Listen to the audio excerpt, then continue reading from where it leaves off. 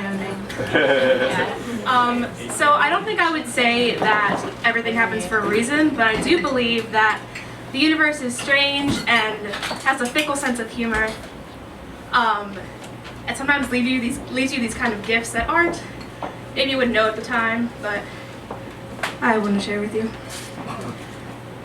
So I'm in high school, and I'm sitting at our lunch table, and my group at the lunch table is a little bit strange. There's this girl, and we call her Crack Jenna. It's not very nice to do. We don't call it to her face, which is probably worse. She's a little bit strange, she's a little bit eccentric, she has these strange stories she'll tell us. No one is very close with her at my table, but she's there, and we entertain her. So one day, we're talking about our weekends on a Monday, near the end of the year, and she says, I accidentally gave this guy a blowjob this weekend. And we ignore her entirely for like a week and a half, until someone is finally like, Crack Jenna, how do you accidentally give someone a blowjob? And she says, well, we went to see Iron Man 2, and I was driving him home, and I sucked him off. And we say, Jenna, that's not an accident. That's premeditated, and that's okay. Like, that's totally fine. So the year progresses. I pack this story with me when I go to college because it's a nice icebreaker with your friends when you're drinking. It's like, never have I ever accidentally given someone a blowjob. It's like, what do you mean? How does that happen? And I'm like, Crack Jenna.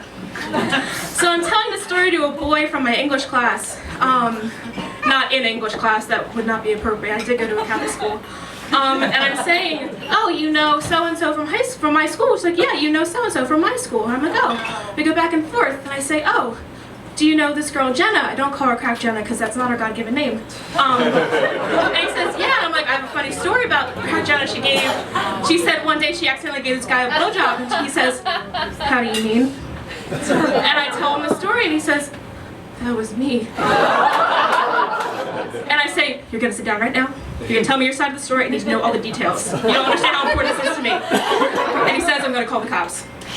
He sits down and he tells me, well, she was friends with people in my friend group, and she was badgering me for a while, and then one day she was just like, listen, I want to see Iron Man 2. I want to go with you on a date. And he says, I don't have any money. She says, I'll pay. It's like, oh, cool. Like, I can't drive. She's like, I have my dad's car. It's like, oh, free movie, free ride. Popcorn probably? All right, we'll go to the movies. That's fine. And he says, like, so we go, and the movie's great. Well, we all know Crack Jenna at this point. We know what she's like. She's all right, but like a little too excited. He says she keeps trying to like touch it, like hold his hand, and he's just not feeling it. And she knows this kind of, but it's still kind of like standing their ground, which I can kind of respect.